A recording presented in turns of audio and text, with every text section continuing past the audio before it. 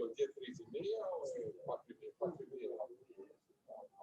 4h30? 4h30.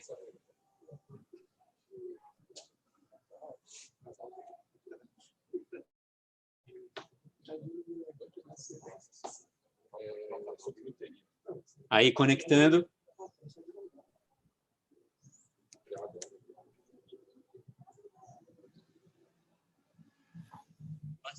Aí, agora sim, eu estou vendo que nós estamos online e com muito prazer a gente dá início a essa formatação híbrida desde aqui da EMESP. A gente está com o nosso primeiro convidado online, o Cleiton Fernandes, luthier, que não só conhece muito a construção do violão de uma maneira historicamente geral, assim, né? Ele vai falar um pouquinho das formas de construção, mas um grande luthier que trouxe aqui para o Brasil uma forma de construção moderna do instrumento. Eu estou aguardando ansiosamente essa conversa e quero receber a todas e a todos, quero que recebam calorosamente nosso querido Cleiton Fernandes.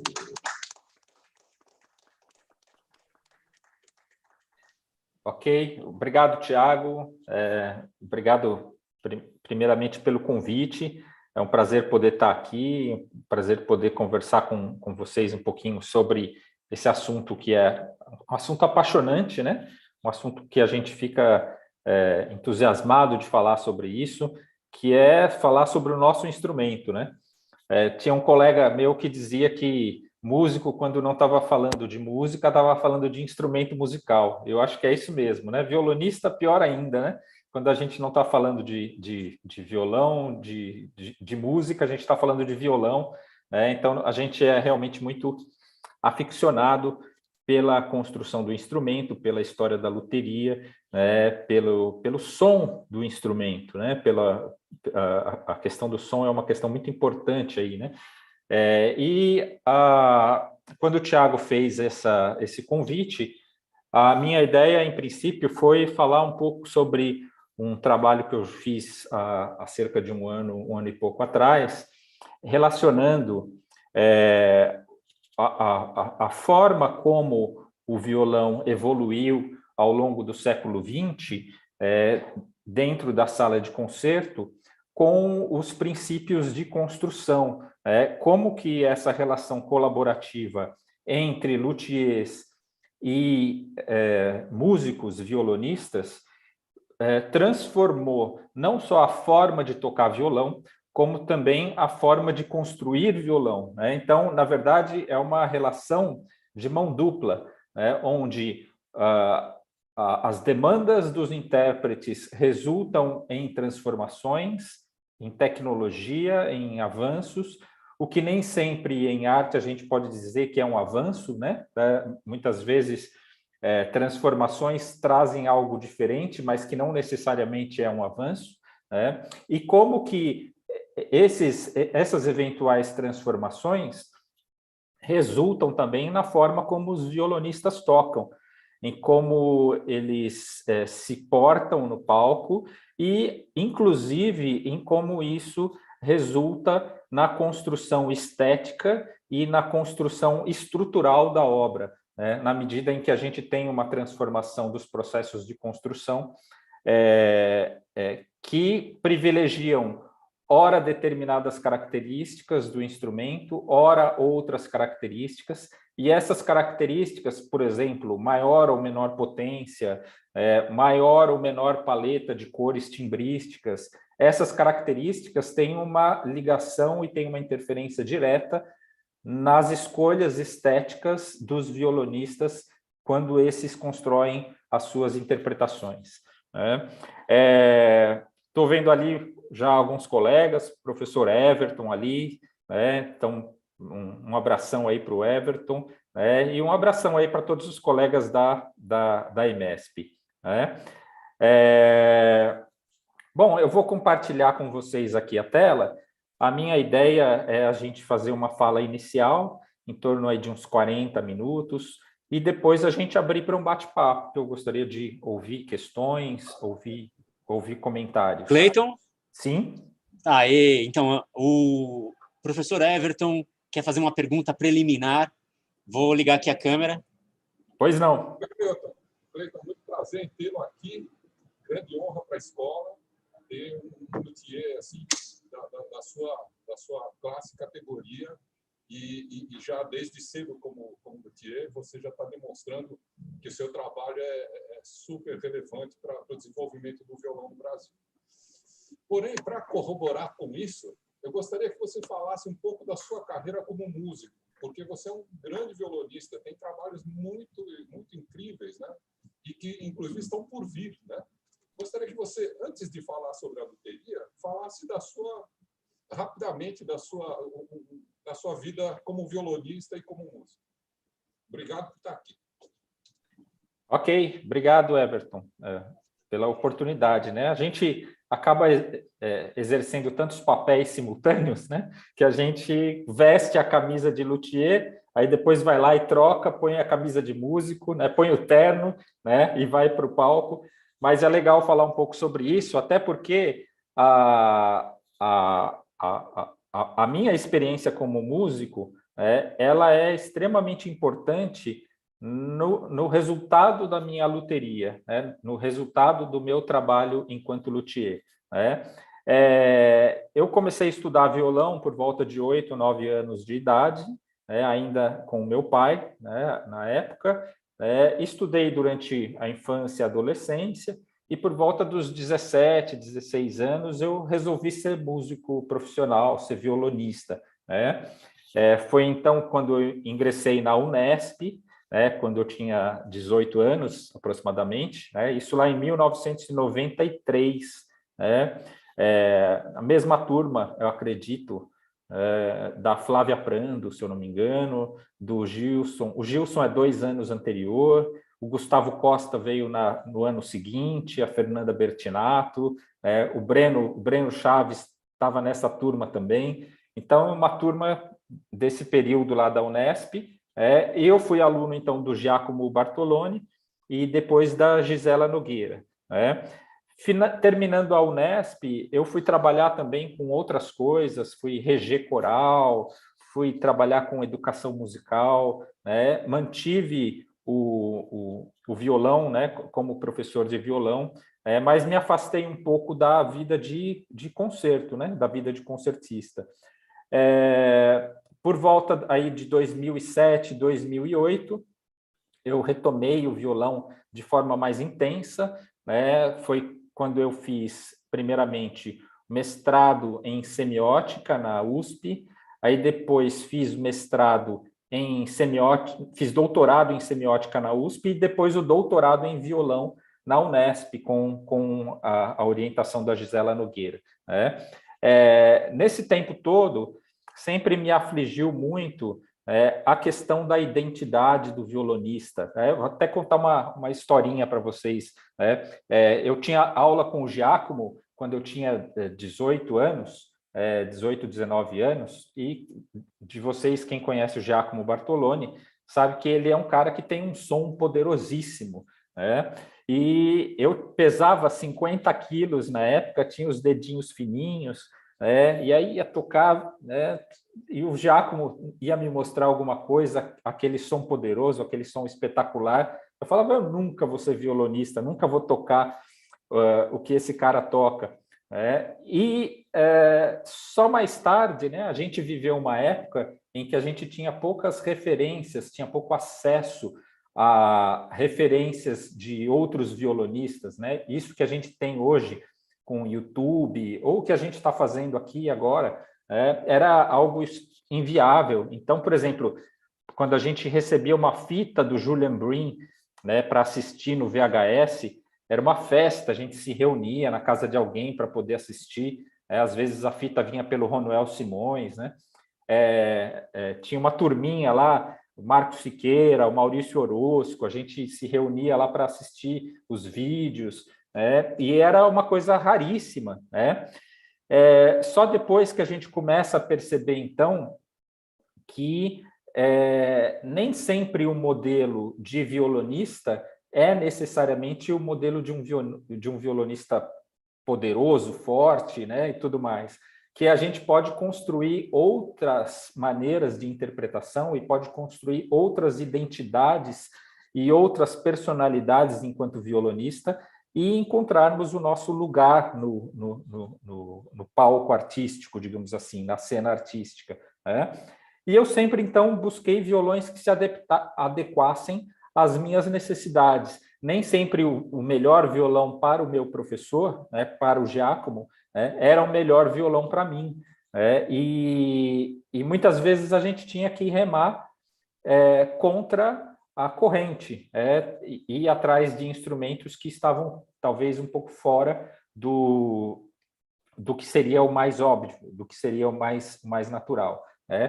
E de uns tempos para cá eu tenho trabalhado bastante com música de câmara, com concerto, tenho trabalhado muito com um amigo queridíssimo, que é o Paulo Bellinati. Aqui na Universidade Federal do Cariri, onde eu sou professor, eu promovo diversos eventos, inclusive esse ano a gente vai ter um importante festival aqui. Então eu tenho uma atuação musical bastante intensa, e realmente eu não conseguiria abandonar o palco, abandonar o instrumento, porque realmente é uma das nossas paixões. Tá todo mundo me ouvindo bem aí? Sim, tudo certinho. Ok. Que eu não estou vendo mais a imagem do público, mas ok, eu continuo falando aqui. Qualquer coisa você me chama no Aí, WhatsApp. o professor Everton tem mais uma pergunta. Sim. Você deu uma desviada da minha pergunta. Eu gostaria que você falasse das suas gravações. O que você fez, a reedição dos afro-sambas, depois daqueles históricos recitais do Paulo Bellinati com a Mônica Salmazo, você voltou a fazer reviews, arranjos. Você também está trabalhando na integral do violão solo. Acho muito importante a gente saber isso de você, sabe, da sua atuação como concertista, né? Sim. Que é muito raro dentro do universo da luteria alguém, né, que seja concertista, que está no palco, né? Sim. E também faz violões. Obviamente temos no Brasil um exemplo maravilhoso que é o Sérgio Abreu, né? Mas eu gostaria que você, rapidamente, né? Eu não quero desviar muito o assunto da luteria, que é o nosso foco, né? Ok. Mas eu acho que é muito importante você falar das suas realizações como violonista e como músico. Sim, tá. Então, falando um pouco recentemente, durante o período que eu estava fazendo o doutorado na Unesp, eu me dediquei a um trabalho de música de câmara, que foi a retomada do célebre disco gravado pelo Paulo Bellinati, pela Mônica Salmazo, os chamados afro-sambas, onde o Paulo e a Mônica gravaram 11 afro-sambas,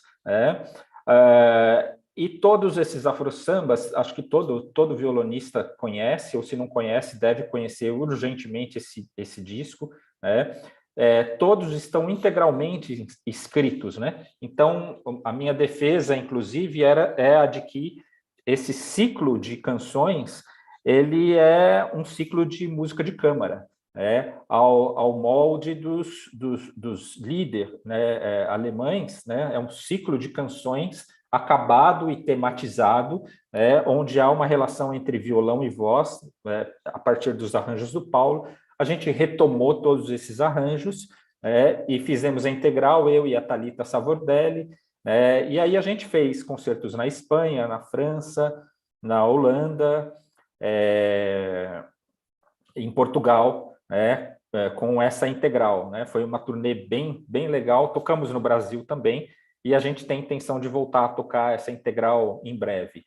E fora isso, eu tenho trabalhado com o Paulo no sentido da gente fazer uma integral da obra para violão solo do Paulo. Já tem algumas coisas gravadas, inclusive algumas delas gravadas com o violão do Paulo, o Fleta de 1991, que ele esperou na fila durante 18 anos, né? Então, uma das intenções é fazer essa integral. Fora isso, eu tenho o duo com o Paulo, né? A gente já fez 2 excursões na Europa, tocamos também Portugal, Espanha, França, Holanda, com o repertório para duo de violões, composição do Paulo, né? Então, recentemente eu tenho trabalhado bastante com o Paulo Bellinati, acho que é um trabalho que ainda tem um ciclo grande aí para poder se fechar. Então, temos bastante coisa para fazer ainda.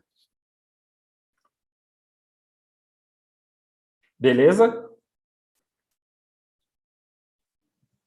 Bom, legal. Enfim, uma carreira muito bonita mesmo, né? Trabalhos muito legais, né?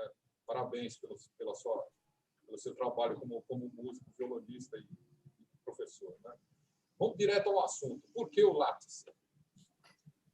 Bom, é difícil ir direto ao assunto, mas vamos fazer uma espécie de Vou contar, então, algumas historinhas, né? Vamos voltar às histórias, né?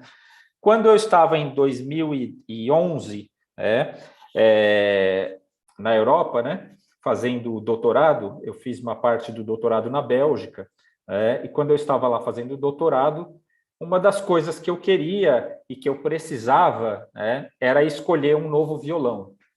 Isso porque eu tinha pela frente 4 recitais de doutorado para fazer, e os recitais eram recitais pesados, durante o doutorado, eu toquei pelo menos 2 suítes de Bach, toquei a sonata do Rinastera, toquei suíte do Sérgio Assad, toquei sonata do Léo Brauer. Então, era um repertório muito pesado para ser feito num curto espaço de tempo de 4 anos e, ao mesmo tempo, escrever uma tese. Então, era uma demanda muito grande do ponto de vista de produção, de rendimento técnico-musical, juntamente com a escrita da tese.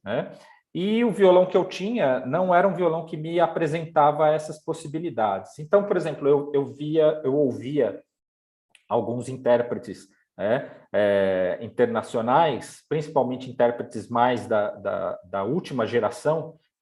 Eu pessoalmente gosto bastante dos franceses,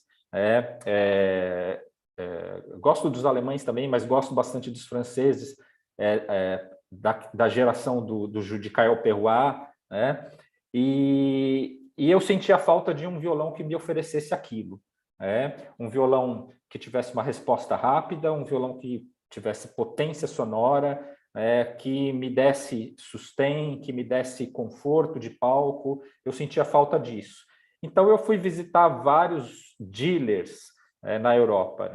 Eu fui visitar, tem um grande dealer em Madrid, tem um grande dealer em Paris, tem dealer na Alemanha. Eu passei alguns meses visitando esses dealers. E nessa situação eu tive a oportunidade de conhecer os violões de primeira linha das construções contemporâneas, que é algo que para a gente ainda chega muito pouco. Então, violões como Jim Bradgate, Greg Smallman, Gnatek, Kinley Zahag, falando dos Letzes, e, por exemplo, Martin Blackwell, Dennis Stolz, Matthias Daman, falando dos double tops.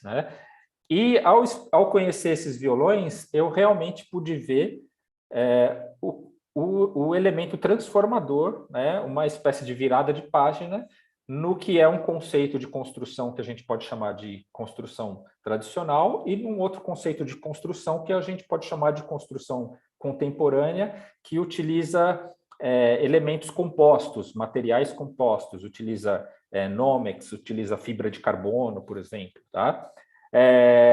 E quando eu experimentei esses violões, eu fiquei absolutamente apaixonado. Tanto é que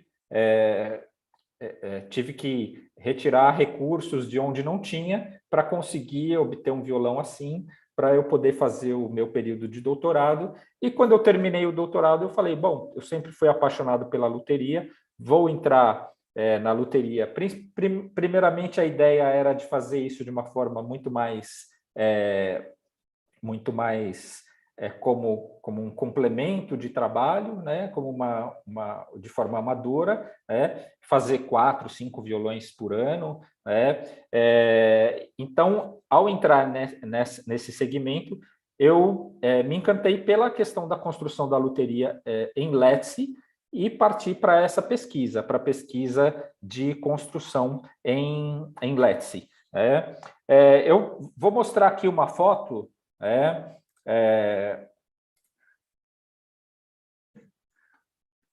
Não sei se vocês podem ver aí. Basicamente aqui,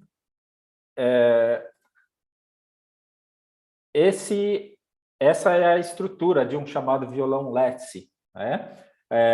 Você vê que existe uma região central aqui, que é uma membrana muito fina, onde você tem menos de 1 milímetro de espessura, uma região de reforço em fibra de carbono, e toda a estrutura do violão, o entorno do violão é bastante rígido.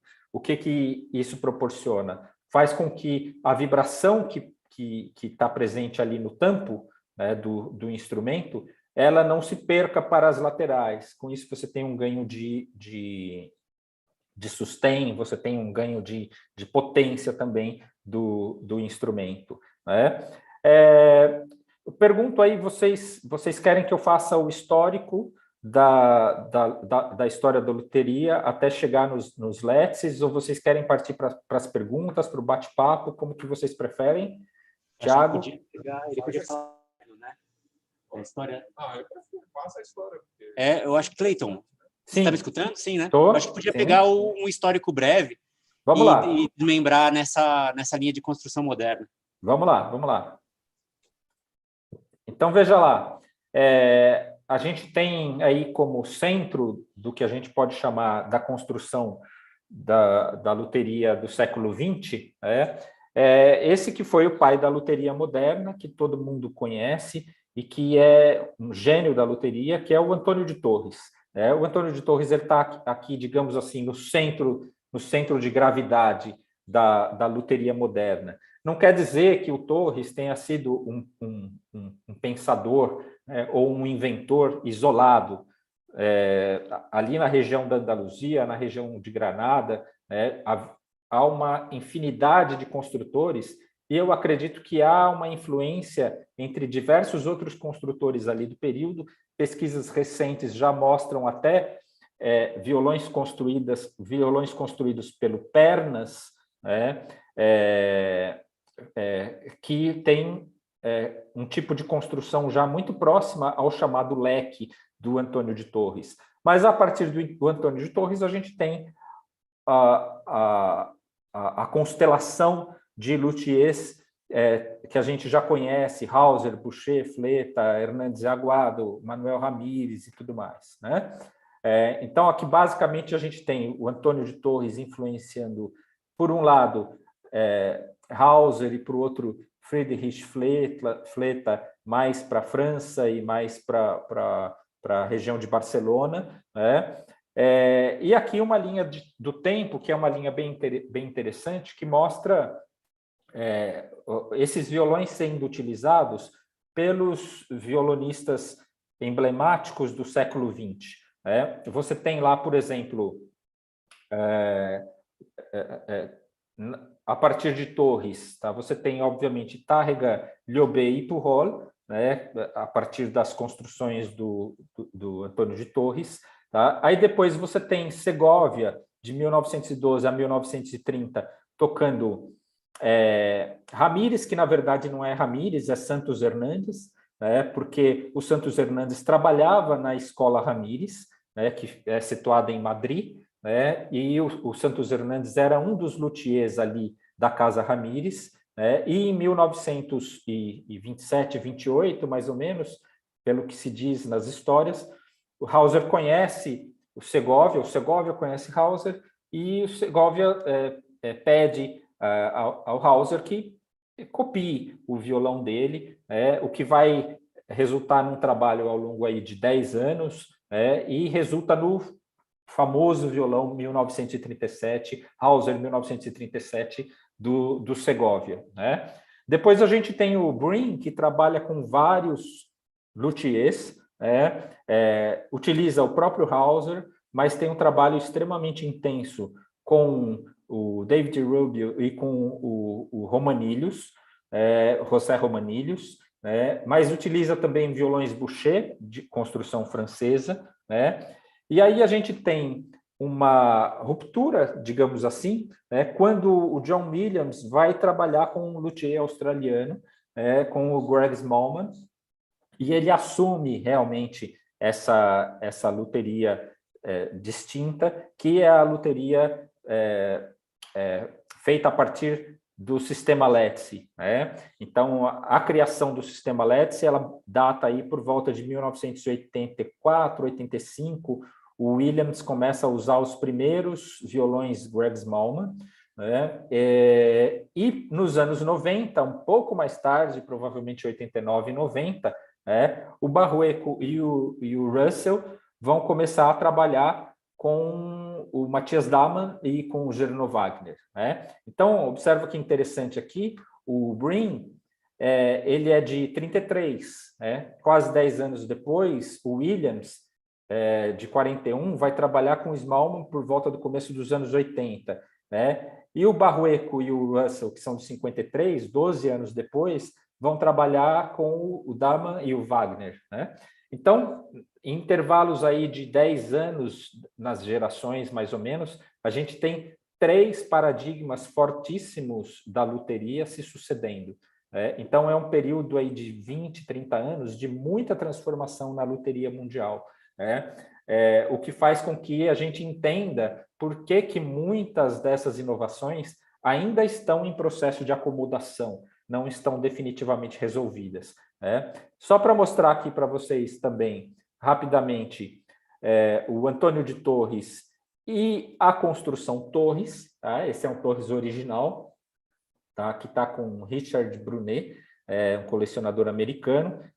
Então, vocês veem que o tipo de construção é a construção em leque, leque de 7 barras, mas é um violão muito leve, é um violão com o tampo mais leve, a lateral também muito leve. Tá? Depois a gente tem o Santos Hernandes, eu coloco aqui porque ele é extremamente emblemático na construção do violão do Segovia. Aqui você vê a equipe da Casa Ramírez, onde você tem o Santos Hernandes aqui, né?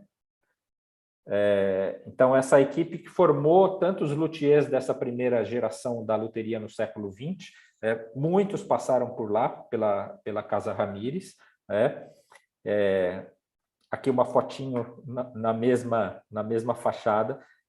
A planta aqui do luthier do Santos Hernandes, muito ainda próxima da planta do Torres, mas também um violão muito leve, um violão de afinações mais graves. Depois o Everton pode até falar um pouco sobre isso. Aqui o grande Hermann Hauser I, como vocês sabem, a casa Hauser é uma casa também que se sucede geração após geração. Acredito que agora deve estar no Hauser III.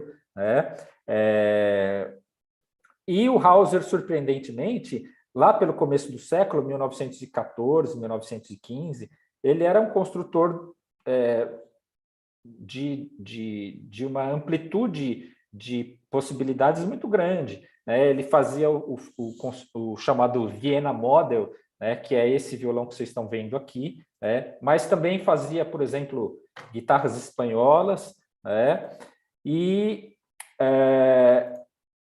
fazia, inclusive, esse sistema aqui, que era um sistema baseado nas guitarras Stauffer, que é um sistema de braço móvel, que mexe a angulação do braço e altera a altura das cordas. Veja, isso é Hauser, hein?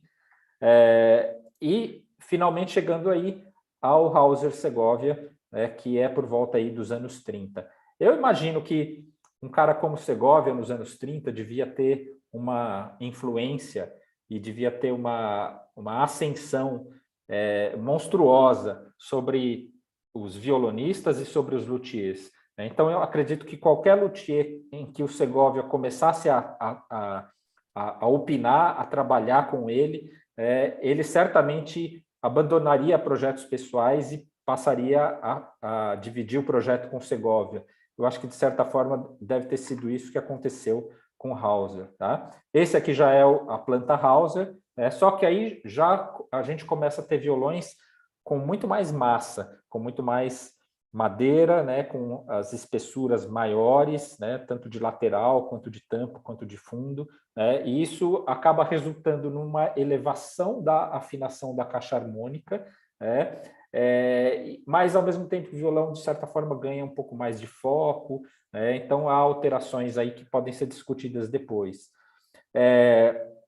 O Inácio Fleta, que nos anos 60, o Segovia até chegou a utilizar violões Inácio Fleta, mas que é um violão que também ficou muito conhecido porque foi o primeiro violão do John Williams, e talvez o primeiro luthier que resolveu, de certa forma, o problema do cedro, porque os violões de cedro, principalmente da Escola de Madrid, eram sempre muito deficientes em foco, tinham frequências um pouco emboladas, e o Inácio Fleta, de certa forma, ele resolve isso mudando completamente a planta do instrumento, acrescentando mais 2 barras no leque, colocando uma barra harmônica transversal que equaliza consideravelmente as frequências do tampo, e resulta num violão de cedro bastante interessante, muito superior ao que se fazia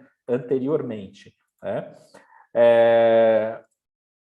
O Daniel Friedrich já é um luthier que está nessa transição. Ele já começa a trabalhar com as laterais duplas, já começa a trabalhar com os tampos um pouco mais finos, e já começa a entrar num sistema muito mais técnico de construção, onde ele começa a pesar tudo, pesa a cola, pesa a madeira, acompanha a densidade da madeira e tudo mais, e é um luthier extremamente importante para a luteria do século XX e do século XXI, porque influencia muitos construtores dessa geração mais recente. Finalmente, a gente tem aqui, né, o Greg Smallman, que trabalha hoje com os filhos, né, com o Kim e com o Damon Smallman, que foi o violão célebre que ficou conhecidíssimo por ser o violão que acompanhou o John Williams em boa parte da sua carreira, talvez 2/3 da sua carreira, a parte final da sua carreira. É um instrumento que é responsável por essa inauguração desse sistema LETC. Tá? Depois eu posso contar algumas historinhas sobre esse período de transição. Aqui o John Williams. Eu cheguei a ver o John Williams tocando pessoalmente em 1993, em Assunção, no Paraguai, e ele tocando com o violão do Smallman, ainda na época inicial, da relação dele com o Greg Smallman. Aqui a estrutura, como eu tinha falado para vocês, do violão Letzi, e Matthias Daman e Gernot Wagner, que também são importantíssimos construtores, principalmente com os violões double top. Os double top são muito utilizados, principalmente na Alemanha, são muito conhecidos, e os principais luthiers de construção double top são de origem alemã ou são de origem americana, são americanos ou canadenses, que se baseiam nessa escola Matthias Daman e Gernot Wagner. Basicamente, a gente vê aqui a construção do double top. O double top ele se chama assim porque o tampo ele é composto por dois tampos muito finos, intercalados por uma camada desse material que se chama, conhecido como Nomex. Nomex é um material de altíssima resistência, ele é utilizado, por exemplo, em roupa de bombeiros, porque ele não transmite eletricidade, não transmite fogo, então é um material isolante, e ele permite essa isolação entre os dois tampos e permite que os dois vibrem simultaneamente, isso dá uma série de consequências na resultante sonora do instrumento. Tá? E aqui tem alguns violões meus, aqui o Everton tocando num concerto que nós fizemos, acho que em 2019, se eu não me engano. Aqui o violão do Mário Ulloa, aqui o Brahms, que está com o Luiz Mantovani, aqui o violão do Humberto Amorim, e a minha construção, como é que é o violão aqui aberto, para vocês poderem ver um pouco. Então, basicamente, eu acredito que a gente fez um sobrevoo, na história da loteria aí no século XX, de forma bastante breve. Se vocês desejarem, então a gente agora pode abrir para um bate-papo, pode abrir para conversas, para perguntas, tanto sobre o que eu falei, como podemos ficar abertos a perguntas gerais.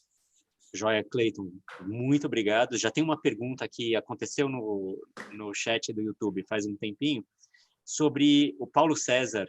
Ele pergunta sobre os pesos e as massas. Você tem como debater um pouquinho sobre essas diferenças entre os violões modelo Torres, a partir do Hauser e os modernos, sobre a questão do peso e dessas massas? Bom, basicamente, quando você tem um aumento de massa do instrumento, em geral você tem um aumento também da afinação do instrumento. Acho que o Everton pode até falar bastante sobre isso, se ele quiser comentar. Tem uma série de consequências sonoras, Por exemplo, para dar um exemplo, os violões, as guitarras flamenco, por exemplo, elas utilizam as laterais e os fundos muito leves, inclusive, raramente eles usam o jacarandá, normalmente eles usam o cipreste, que é uma madeira um pouco mais leve, justamente porque ela vibra, o corpo do instrumento vibra junto com o tampo, e dá um colorido distinto ao timbre, mas, ao mesmo tempo, torna a ressonância mais seca, porque a redução da massa de laterais e fundo faz com que você tenha uma parte da energia do tampo sendo distribuída entre a lateral e o fundo do violão, e com isso você ganha ataque, e perde em sustentação de nota.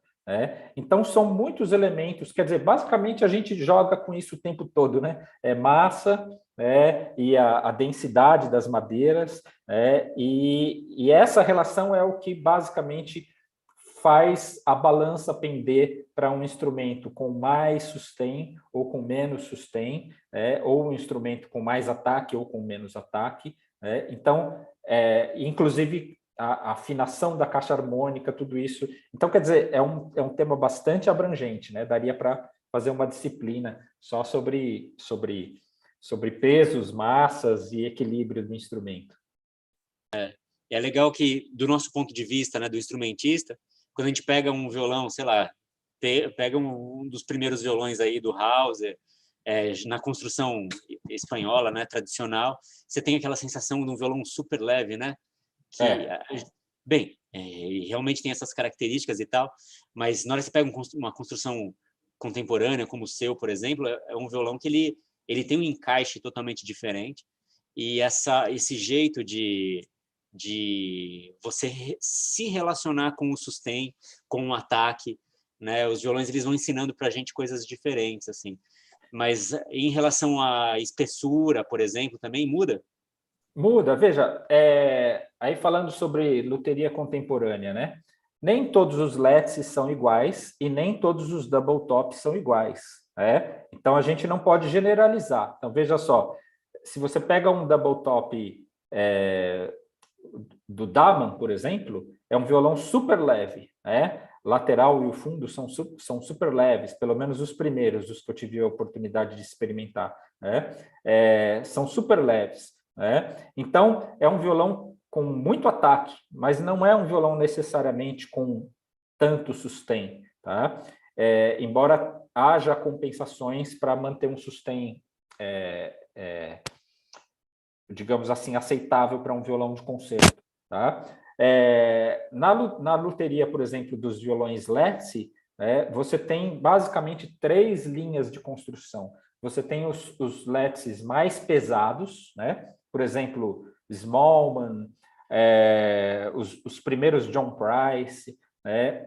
Os primeiros Redgate, são violões extremamente pesados, violões com mais de 3 quilos, 3,2 kg, 3,5 kg, né? E são violões extremamente potentes, porém, do meu modo de ver, com um som um pouco nasal, né? Porque você passa a ter praticamente toda a vibração resultando da região em torno do cavalete, como se fosse uma espécie de membrana. É quase que o princípio de um banjo, tudo muito rígido e só aquele tampo muito fino, vibrando como se fosse uma espécie de uma caixa acústica. Tá?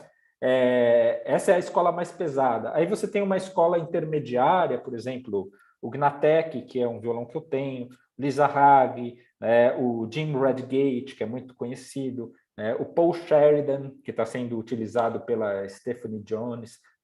É um violão intermediário, digamos assim. Me escutam aí? Acho que o Thiago travou aqui.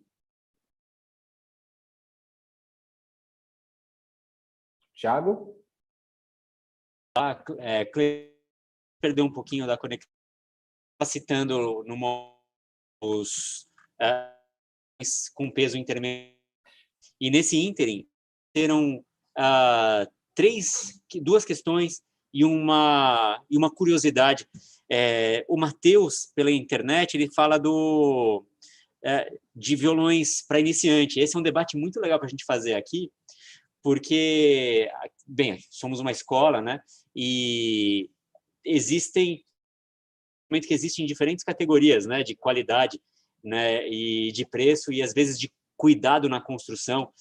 Eu acho que nesse quesito seria legal você falar um pouquinho do tempo de construção, a diferença da relação do tempo para a construção de um violão do porte do que você constrói, diferenciar talvez o violão da série Estúdio, que é um violão também que é construído aí na sua luteria, mas com foco para que seja um violão mais acessível financeiramente, né?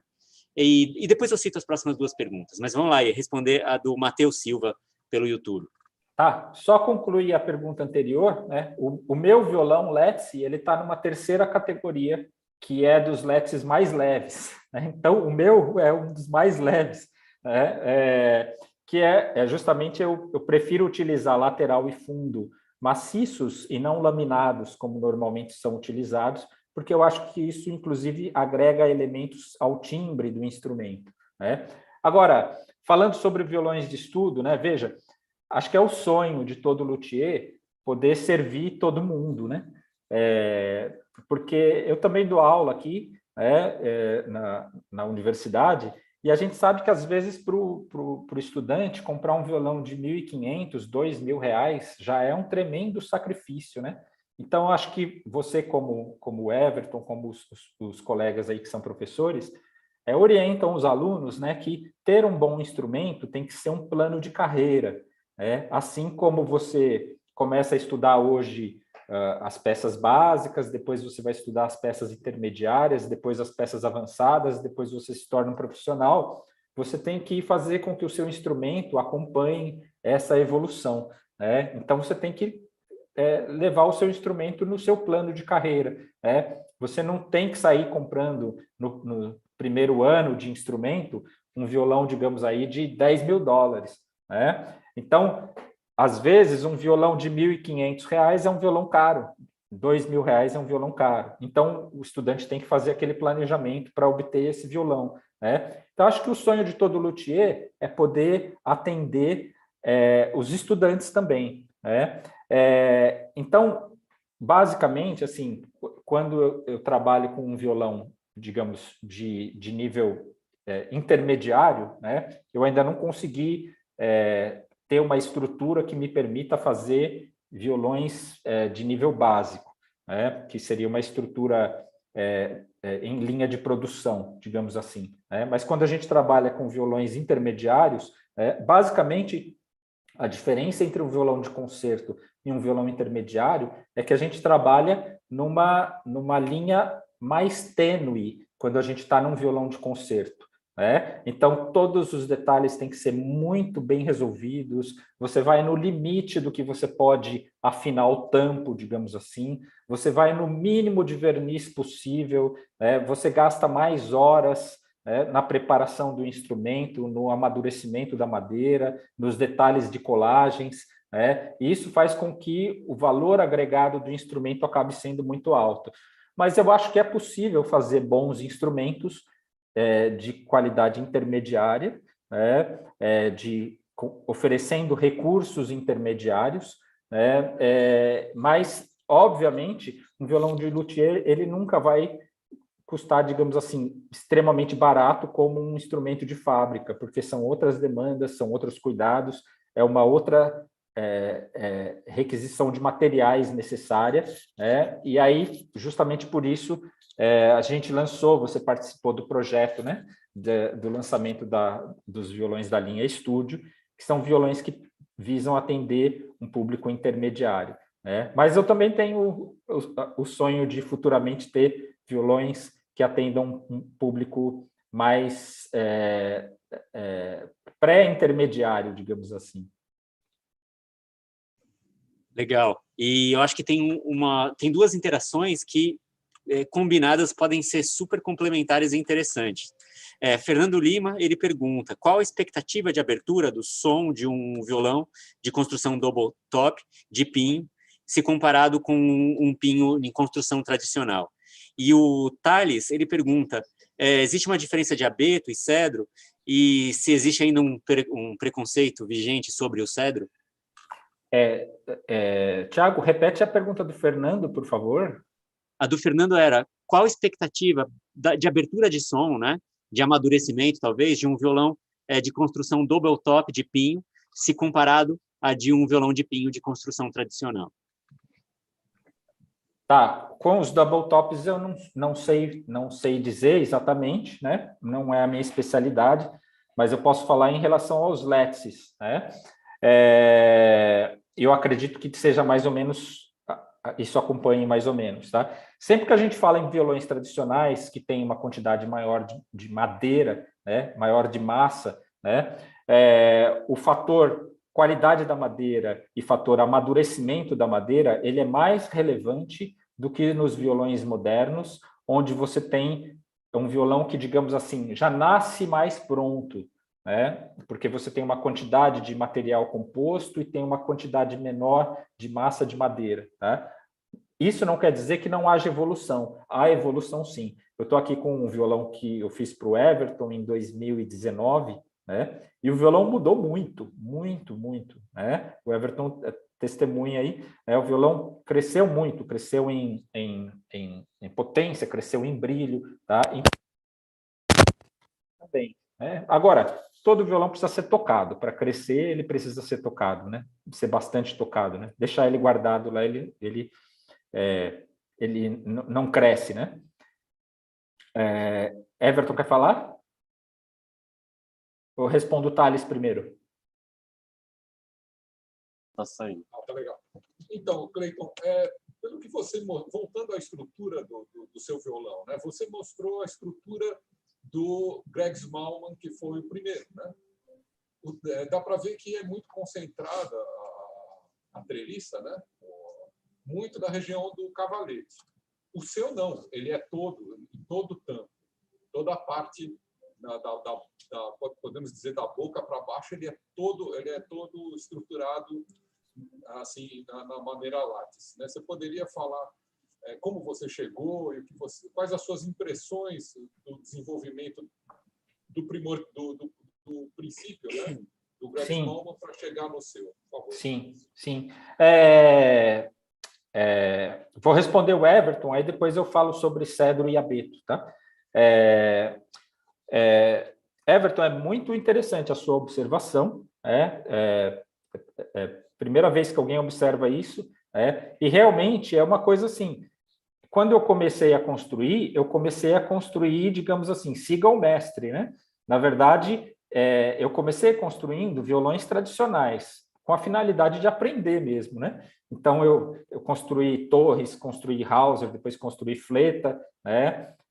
E esses violões eu passei para colegas, alunos e tudo mais, né? Mas eu achei que era importante fazer esse caminho, né? De fazer a construção para justamente entender o processo histórico na prática. E quando chegou no Let's, né? Eu também concentrava mais a treliça na região próxima ao cavalete, né? E fui fazendo experimentos e fui vendo que quando eu fui abrindo a área da treliça, eu fui conseguindo abaixar um pouco a afinação do tampo e tirar a concentração timbrística daquela nasalidade que fica ali na região dos graves médios, médios agudos, né? Aquela região central ali, né? E aí, com isso, eu comecei a fazer novas experiências. Inclusive, hoje, o meu violão ele é colado à estrutura, né? Por meio de uma faixa de Nomex, né? Então, é meio híbrido, né? Eu utilizo, em vez de usar ali os reengrossos em torno ali do tampo, eu utilizo o Nomex justamente para permitir que o violão vibre na maior área possível, sem que comprometa a estabilidade estrutural do tampo, né? E falando sobre o cedro e o abeto, como o Thales tinha feito a questão aí, tá? Eu acho que, cada vez mais, eu acho que isso é uma opção do violonista, né? Você vai... na Europa, por exemplo, quase todo mundo usa cedro, né? No Brasil, a gente utiliza bastante abeto, né? Acredito que na Alemanha é mais ou menos dividido. Eu acredito que isso é uma opção realmente bastante estética. Em termos de características, tanto no Let's quanto no violão tradicional, basicamente o cedro entrega a mesma coisa que entrega no violão tradicional. Um pouco mais de volume, né? Um pouco mais de ambiência, digamos assim, enquanto que o abeto entrega um timbre um pouco mais cristalino, né? O que basicamente eu acho que não se difere muito em termos do tradicional e do Let's, né? O abeto entrega um pouquinho mais de colorido timbrístico, talvez. Não quer dizer que os violões de cedro não possam entregar isso, podem também, mas são relações um pouquinho, digamos assim, teoricamente falando, né?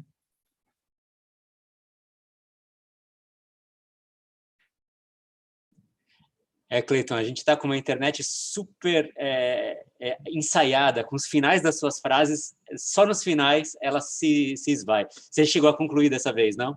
Sim. Perfeito. Uhum. E tem uma pergunta do Marcos Maia, muito interessante aqui, sobre as notas Lobo, Wolf Notes. São consequências? Bem, daí você dosa como você vai responder essa pergunta, mas são consequências de imperícias do luthier ou uma realidade inevitável nos violões, assim como em outros instrumentos de corda?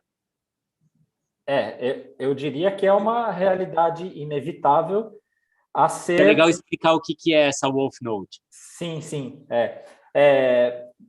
Isso acontece muito com instrumentos de cordas friccionadas, né? Todo instrumento, ele resulta numa afinação própria, né? Ele tem uma assinatura de afinação, né? Isso porque o tampo é afinado numa determinada nota, o fundo é afinado em outra nota. Mesmo que o luthier não afine propositadamente, ele vai ficar afinado, né? Porque ele está lá, é matéria, ele vibra, e como ele vibra, ele reflete uma determinada frequência.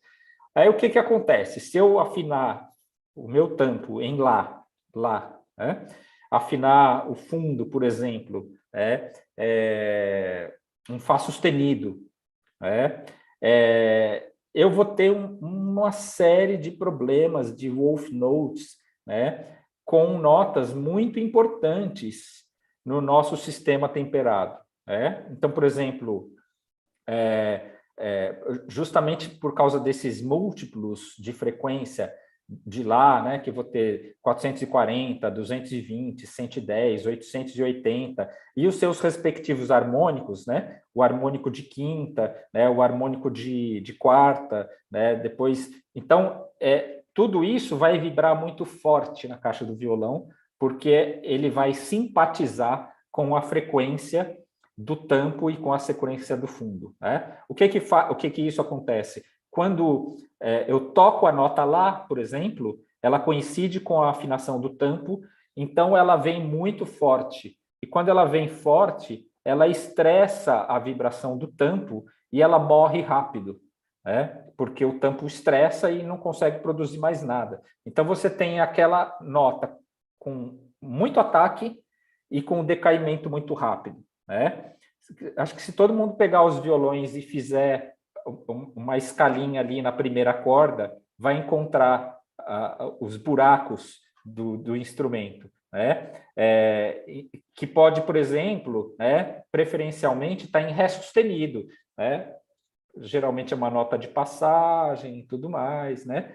Agora, a gente procura tirar sempre de Mi, Ré, Sol, Si, essas notas que são muito críticas, né?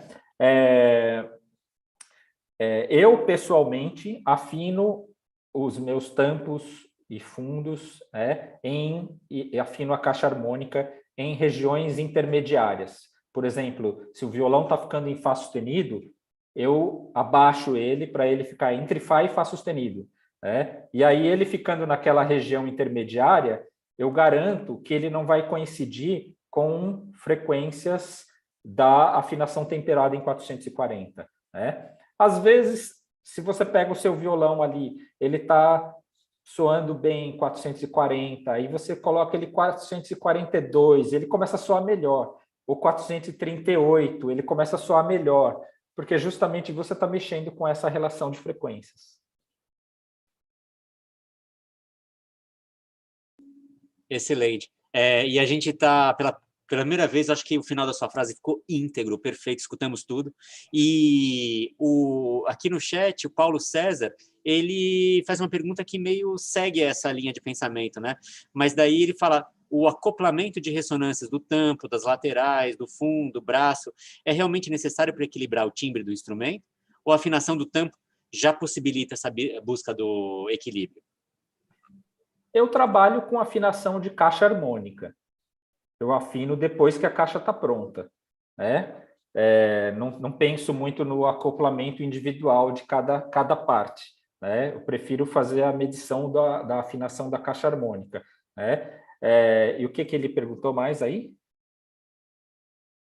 Bem, é sobre essa relação, né, das afinações de todas as partes, fundo, tampo, laterais, braço. Eu pessoalmente acho desnecessário. Eu trabalho com a afinação da resultante e faço as alterações nela a partir do tampo, em geral, né? Para mim, é suficiente. Pode ser que tenha outros luthiers que usam outra metodologia.